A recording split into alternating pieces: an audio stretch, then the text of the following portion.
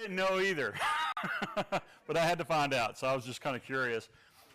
Trekking is something you do in Australia, and hiking is what you do everywhere else. No. Is a trek when you're searching for something? No. Hiking is when you're going down a pathway where it's, a nice little trail and there's a pathway and it's an easy walk. Trekking is when there is no pathway and you're just out in the woods moving. So that's the difference in the two. So guess what we're going to talk about tonight? Trekking. We're going to talk about fear. First thing when I think about fear, first thing that pops in my head is roller coaster, right? When my kids were, I think they were in their early teens, we went to Sandusky, Ohio, and at that time, Sandusky, Ohio had 5 of the fastest roller coasters in the world at that time. And we went and we rode everything with our kids. Amy and I were there. And just recently, I think last year, we went to Silver City. Guess how many rides we rode there? We rode the train. So it's funny, when you get older, fear kind of sets in, and you kind of, and by the way, if any of you have any kind of roof work or anything like that needs to be done up high, well, I would suggest to call Harold or David or Ben or anybody but myself, because I do not like heights. I'll get up on a ladder, but I'm not going to get up on a roof. I don't do that. As you get older, you find out you break more. So that's not for me. But we all have a fear. There's all kind of fears, right? Fears of spiders, fears of snake, fears of public speaking, right? Fears of going to the dentist, right? I mean, so we all have these little things that kind of bother us and are kind of fears. But fear is not necessarily a bad thing either, right? Because, I mean, there's some healthy fear. Josh and I, we were working on the flooring of his house, and I watched him on doing the table saw, and he was very skittish of it. And he learned a lot of that from me, because I've always told him, every time you fool with a table saw, it wants to eat your fingers. And so I've got a really healthy respect for a table saw. But there's other things that, we were taught to look both ways when we cross the road. Why? Not to get ran over, right? I mean, that was a good, healthy fear. So there's when the stove was on, we were taught you don't touch anything hot, right? We all went through that. You don't put anything in the light sockets. Some of us had to find out the hard way. What about the fans? We grew up in the time where fans, right? I mean, they were the good old-fashioned metal blades, and if you'd have put your finger in there, it'd have cut it off, right? We lived in the day. There wasn't no such thing as plastic fans, right? You had them metal blades, good solid metal blades. So fear can be healthy, but however, there's an aspect of fear when it overcomes us, and where it just absorbs us so much that all we can do is kind of hide in a shell. I'll never forget, and I know you guys remember when they used to come out to school, to elementary school and high school, and they would give us shots. Remember that? They'd look at your shot record and say, okay, you need this and this and this. And so I can remember this so vividly. We were in line one day, and by alphabetical order, and Kay Armstrong's right in front of me. And Kay always hated getting shots. Well, it's time to get shots, and Kay just goes, whew, she passes smooth out. And I'm sitting there thinking, well, now would be the time to get a shot. But they looked at her shot record, and she didn't need any shots at all. Mine, I had to get one in each arm. I'm sitting there thinking, wow, she had nothing to worry about. But fear overcome her. I mean, it got her to the point where she just couldn't, it was overwhelming to her. It was too much. And there's no shame in being afraid of something, right? I mean, we've all got things that we're afraid of. My wife has heard me give out a warrior yell when a mouse comes around. I don't like mouse. I don't like snakes. I don't like anything like that. But it's good to have when in fear, we need to keep the proper perspective when we're dealing with something with fear. We also need to kind of keep and maintain a proper focus on it. Like when we were talking about doing the table saw. The table saw is not dangerous as long as you keep the right focus on it. But we also need to know that there's one who can calm every storm if we keep our faith in him as well. And that's why tonight we're going to be reading Matthew. If you will, turn your Bibles, Matthew chapter 14, and we're going to look at verses 22 through 33. And we're going to kind of look at how Peter dealt with fear. And just before we get into let's kind of go through an intro. Now, if you look just ahead, the disciples and Jesus had just fed the 5,000, right? 5,000 people. And what do we know at the end of that, right? At the end of it, there's 5,000 people. Now, you read and it'll tell you that there was also women and children, and the numbers may have been anywhere from 15 to 20,000. So that's a lot of people. So we don't know exactly the right number, but we know it was a lot of people. And so, can you imagine having to help feed that many people? Just feeding people around here is quite a chore, but can you imagine that many people? And at the end of it, each disciple wound up with what? All 12 of them had what? Bag of food, right? So can you imagine, you fed this massive number of people, and here you're sitting here, you're holding a bag of food. It had to be kind of mind-blowing to the disciples. They had to really, truly know that a miracle was performed. And you would think that would kind of stick with them and know that no matter what happens, God's going to be there for them. So they were told, Jesus told them to go. And before we get into that, let's look at, picture the boat. Okay, so this is what they were in, 27 feet long. It's 7.5 feet wide, 43 feet in width, in the height of it. I got to reading, and it's a crew of 5, and apparently there's oars on the front and oars on the back, and one person steering. So it takes 5 people to actually run the boat. The boat could handle 15 people. 15. And I was thinking about this, 12 disciples in a boat, that's got to be kind of pushing it. I would be kind of skittish of it. But now, that's the boat they're in. If you go to the next slide, now, you see we're at the feeding of the 5,000. Now, up and down, north to south, it's 12 miles long.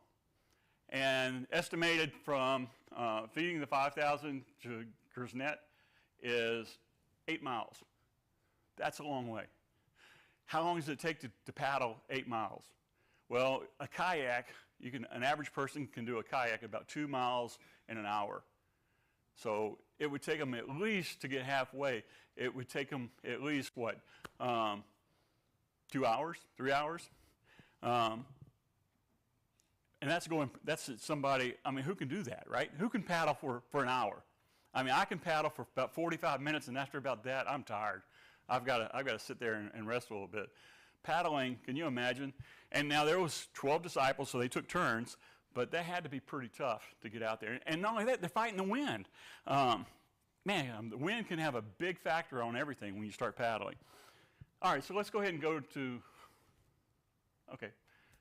I'd hid these before, and they're out here now. So anyway, so immediately he made the disciples get into the boat and go before him to the other side while he dismissed the crowds. They wanted to make Jesus king, right? And so that's why he got the disciples on out of there, because he didn't want them to be a part of that. He got them on out of there. And after he had dismissed the crowd, he went up into the mountains to pray by himself. When evening came, he was there alone. But the boat by this time was a long way from the land, beaten by the waves, and for the wind was against them. They did exactly what Jesus had told them to do, and starting heading in that direction. But you can imagine the wind. Paddling into the wind you couldn't use a sail. The sails they had at that time were not the kind where you could zigzag back and through the water. The only thing you could do is they had to man the oars. And it's bad enough paddling without any wind, but when you add wind to it, Amy and I really got to see an example of this when we drove from St. Louis to Memphis. The wind was so incredibly strong and blowing right in our direction. Typically, pulling my RV, I get about 11 to 10 miles to the gallon. We were getting 3 to 5. I was concerned that I was going to run out of diesel before we got in place to get diesel, because it was sucking down that much fuel just kind of going through the wind. And the disciples are tired. We said 5,000, right? It's kind of hard for us to visualize what that means on how many people that actually is. But I want you to think about this. So if you take a 3 foot by 3 foot square and you put 3 people in it, right, that would be somewhat comfortable. If you filled up a football field, it would hold 5,000 people. So if we think there was 15 to 20,000 people, we're talking 4 football fields worth of people feeding them. That is amazing. Even with 12 people, feeding that many people, you don't think they were tired? Oh my goodness, yes, they were tired. And we know they left in the evening. So, I mean, after all this had happened, they left and started paddling. And they're fighting the wind, they're fighting the weather. Let's continue reading on. And in the 4th watch of the night, he came to them, walking on the sea. But when the disciples saw him walking on the sea, they were terrified and said, "It's a ghost." And they cried out in fear. But immediately Jesus spoke to them, saying, "Take heart, it is I, do not be afraid." Now, them thinking that there was a ghost was not really unusual for that period of time. There was this thought process that demons would walk on the water at night. So you could see them being terrified at seeing something come through there. I'm sure it shocked them quite a bit.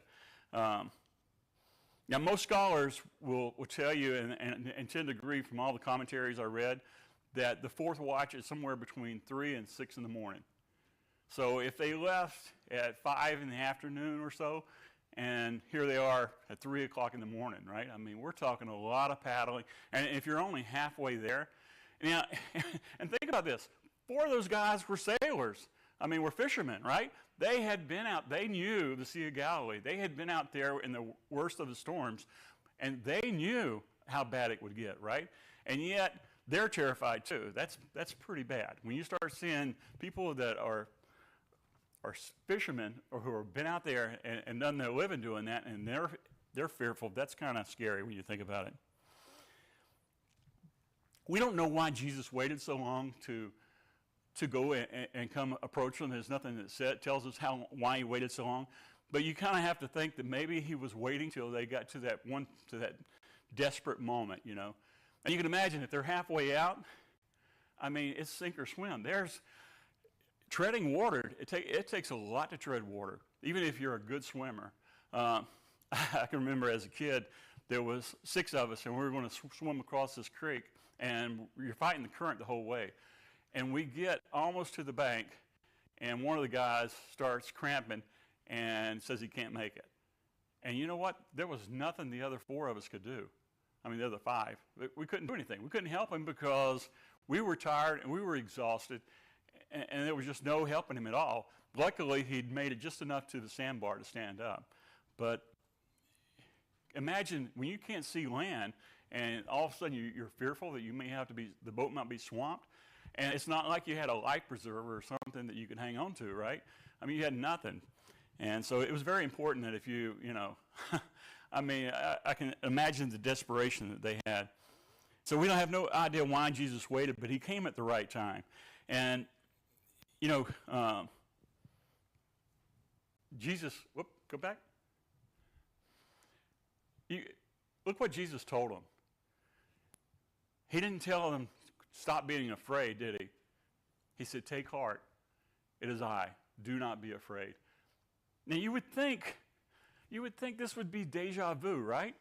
Because if we go in chapter 8, they've been through this, right? They were on the Sea of Galilee.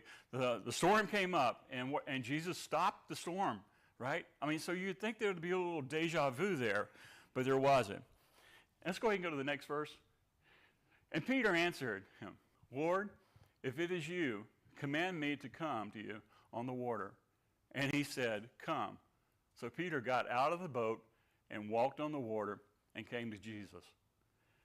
Isn't it? It's amazing to me that all Jesus told him was come, right?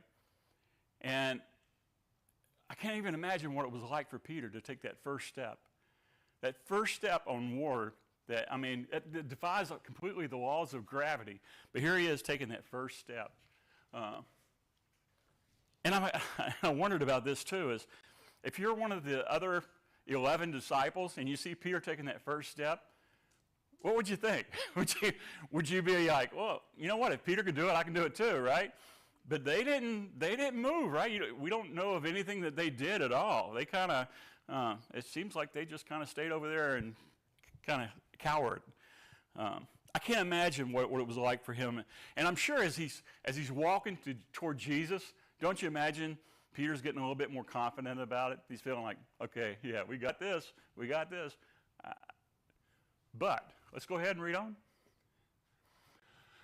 But when he saw the wind, he was afraid and was beginning to sink, and he cried out, Lord, save me. Jesus immediately reached out his hand and took hold of him, saying to him, O you of little faith, why did you doubt? And when they got into the boat, and the wind ceased, and those in the boat worshipped him, saying, Truly, you are the Son of God. I can imagine what Peter was doing, because I was thinking about this. If we're walking out there toward Jesus,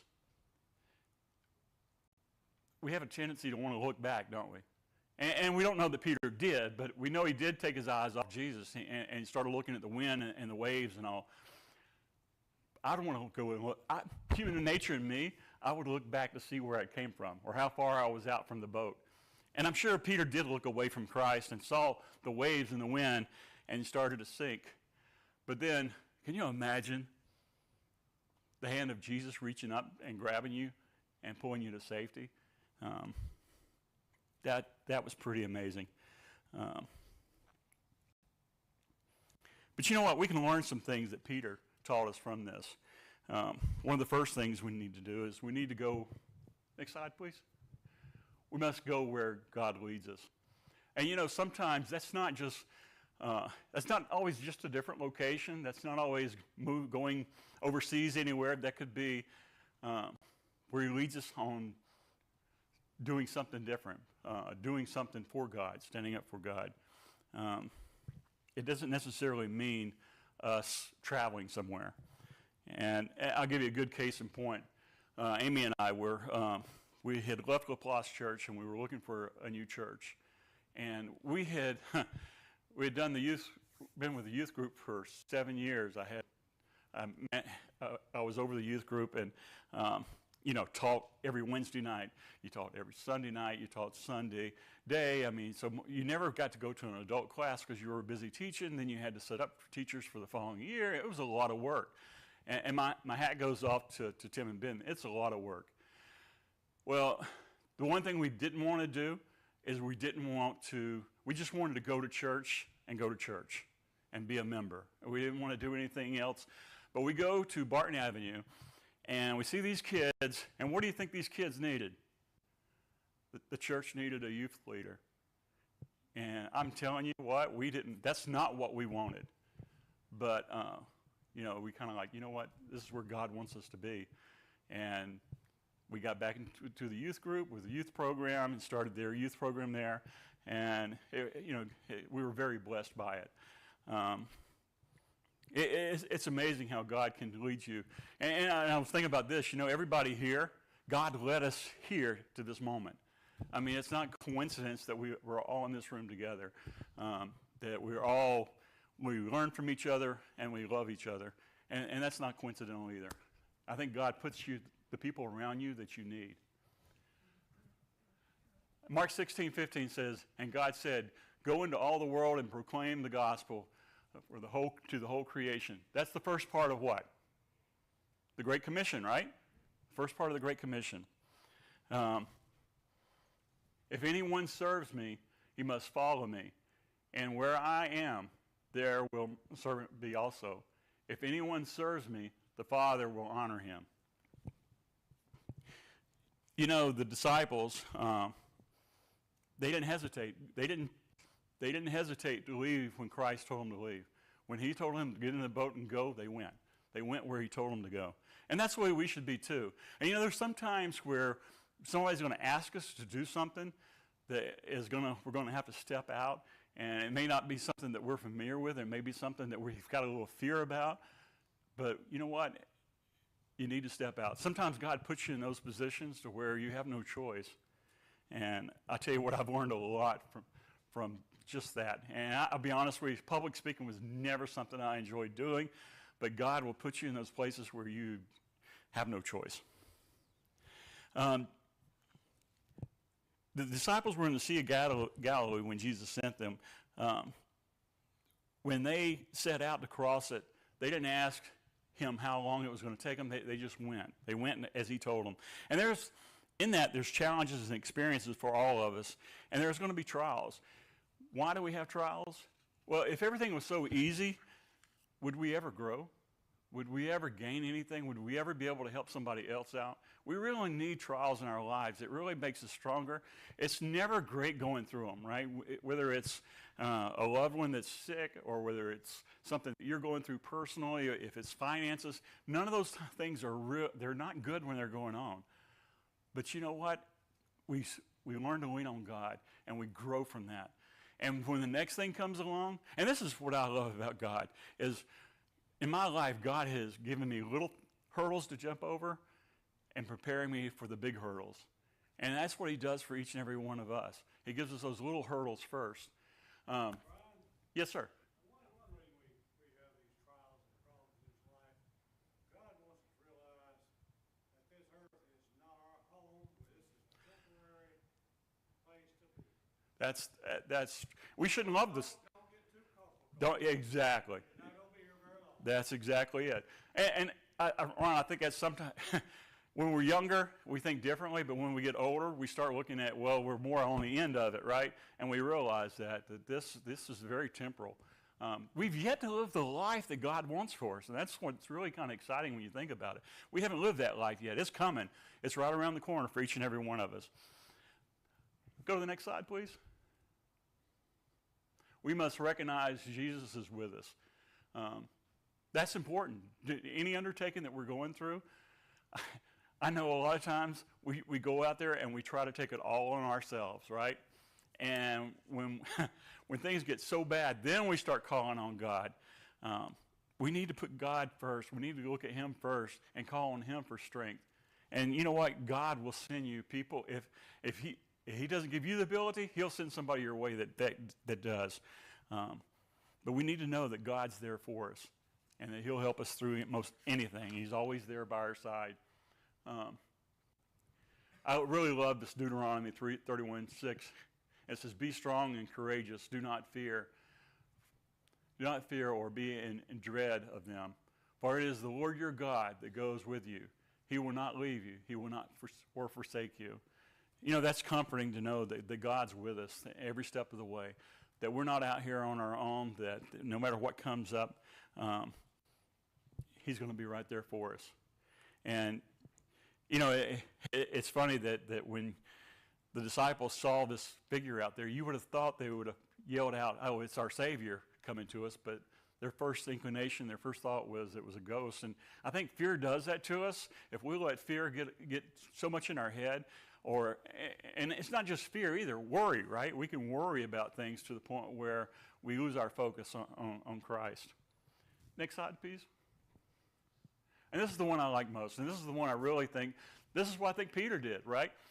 I think Peter lost focus of Christ, and when he started looking at the waves and the wind, and that's when he started sinking. We got to keep our eyes firmly on Jesus. And you know, that can happen when we're doing stuff around the church too. We can get so focused with doing stuff that we lose focus of Christ, and we need to really stay focused on Jesus. You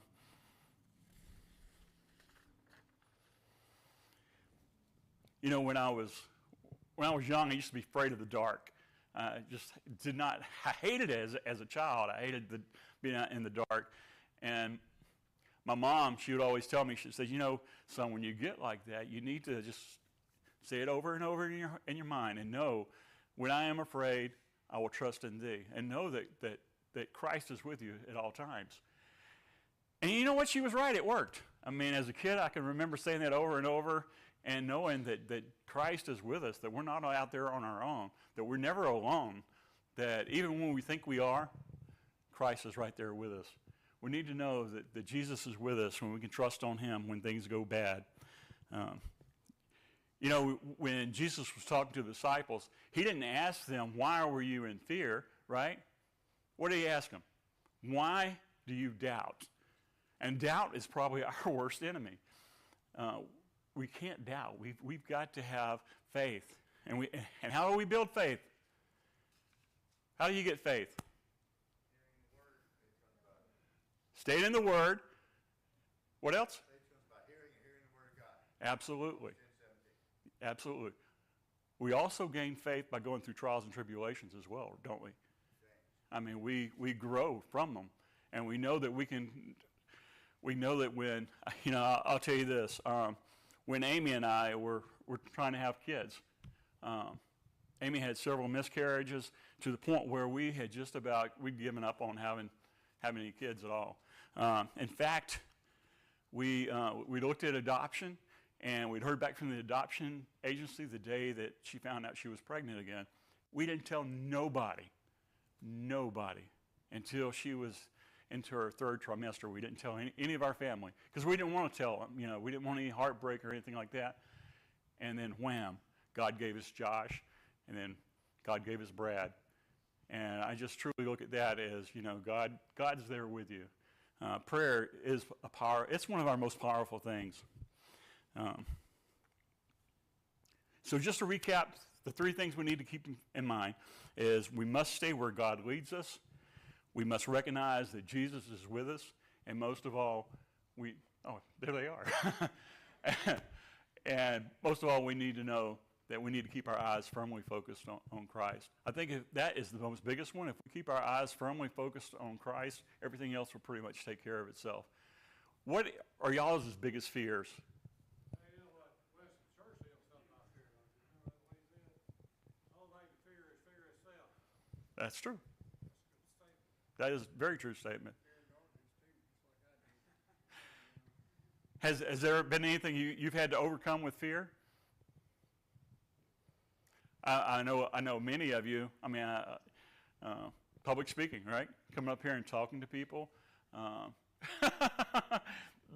It does. I can remember the first time that I had to talk in front of a group. Oh my goodness, I was terrified.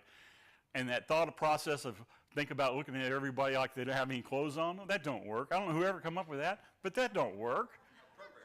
I mean, it doesn't, I'll be honest with you, when it's amazing how God works. When I was at Dow, things kind of worked around to where, and you talk about how God works in your life. I had worked with this guy, and we were doing vibrations on equipment at work, and I got pretty good at it, and good enough that they wanted to send me to get certified to become a level 1 vibration person, and the site had nobody. There was nobody at the site that had that qualification. So I go there and take the training, and I'm like, oh, this is easy. And it come time for the test, and I'm in the room by myself. There's nobody. The instructor walks out, and I'm in there by myself. And it had this section on orbs, which was something we never covered in class. And it frustrated me so much till I went and talked to the instructor. I said, look, you got this on the test, and it's not on there, nowhere. And I had studied this and studied it hard.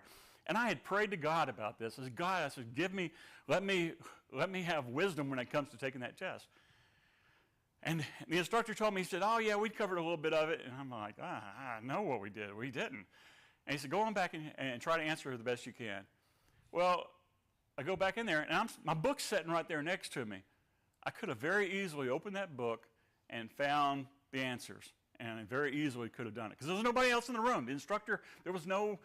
Now, my company paid $235 for this test. I failed it. Yes. I went back. I think it was in Nashville is where they had it at.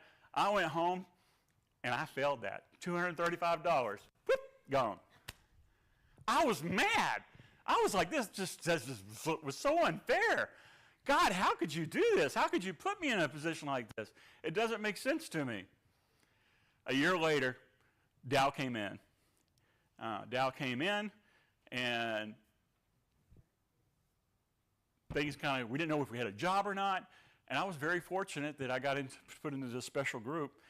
And within a year, my salary had jumped 2 levels very quickly.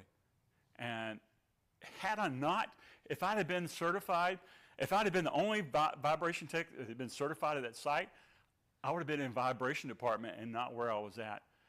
I mean, so God definitely, that failing that test was the greatest thing that could have happened to me, the best thing in the world that could have happened to me. At the time, I didn't see that, right? I was just kind of angry, but it did. And so I'll never forget this. So they sent us to get all this training done, and we had to go and we had to speak in front of them, and they were going to ask you questions, and the first two people that got up, they destroyed them. I mean, they just literally asked them questions and just broke them down, and I'm like, oh, Lord. I said, God, you put me here. You put me into this, and I know you're going to be there with me. And I gave my presentation. Everything worked out good. Answered the questions. Had no problem at all, and it was wonderful. And I'm like, praise you, God, because it wasn't me. In fact, I sat back down, and I'm wondering, what did I say? I wondered if maybe God had put words in my mouth because I don't remember what I said. And it was kind of that kind of experience. I was kind of like, wow. But I was just glad it was over. But you know what? The more and more I saw God was always there with me. And he never abandons us. And in my life, when there's something that I didn't know how to do, God sent somebody in that did. And that's the wonderful thing about God, that we can count on him. He's not ever going to abandon us. There's always going to be, if we ask for help, just like the disciples, when they were out there in the middle of the storm and everything was bad, and they're hanging on that last rope, God sent it. I mean, Christ came in just when they needed him the most. And he does the same for us, each and every one of us today. At that, we're going to close this. Is there any thoughts, any questions? Any experiences that any of y'all have went through fear? I'd love to hear it. Well, you know, he's talking about Jesus. Toss and turn on that sea a long time before he showed up. Yeah. He wanted to make sure that they understood it wasn't nothing they did to save themselves, that he saved them. I think you're right. I think that's why he waited as long as he did, right? Because we have a tendency, to think, I got this. Okay, I know what to do. I've got this covered. But I think you're right, Ron. I think he got them to the point where they were ready to throw their own hands up. David? I was 10 years old. I had an injury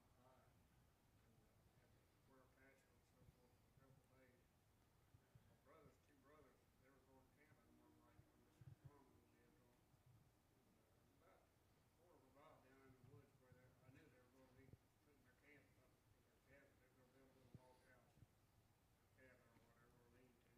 Anyway, people I lived with, I had a lady. I said, "Can I go down there with my brother so I can camp out with them?" And she waited till about dark before she gave me the answer. She said, "You can get down there with us if you want to."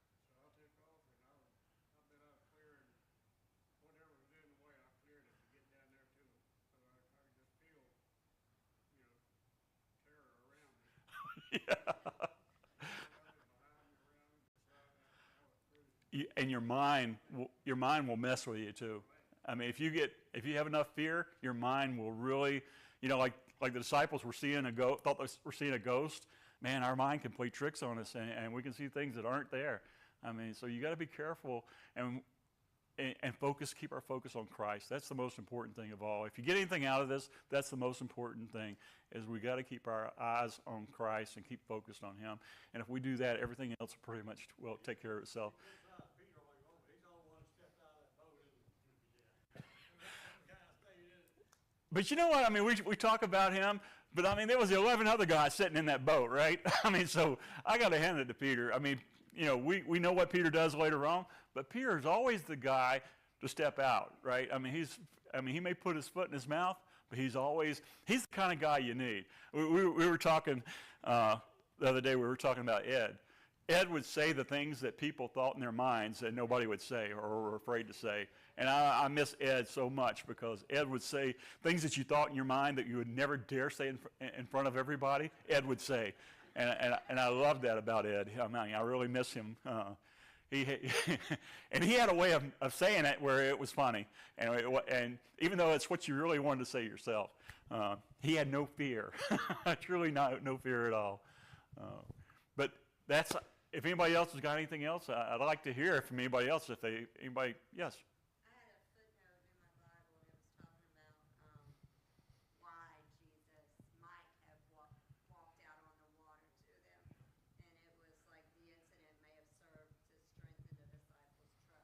Well, it was a lesson for them, right? There's no doubt. To him because they may have felt disappointed and confused when he refused to be made king. It's like Yeah. they're trying to force him.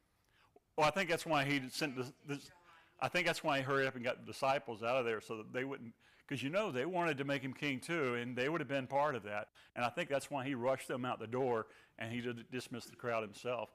But if you look at what Christ did, I mean, we look all through the Bible. Jesus is all the time was building the disciples up, wasn't he? Preparing them for what was to come. And I love them because they're just like us. They're hard-headed. And we are too, I mean, it takes sometimes, I look. Well, I mean, most of us are in here are fairly old, and it's funny. I mean, we don't think now like what we did when we were in our 20s, do we? I mean, we've got a totally different mindset, and it took God working on us a little bit to kind of get us where we're at now. And so, I wouldn't want to go back through any of that. But and I'm still scared of snakes. I'll tell you that. It doesn't matter. It doesn't matter. I'm still going to have a fear of snakes. And when we're walking out in the woods, I got my eyes peeled. I don't like snakes, and I don't like roofs. So don't ever call me to help me. Anything on your roof, it's not me. Call David. So. They're way too steep now. They used to be flat. Yeah, they are. You're right. They've changed a lot over the years. So.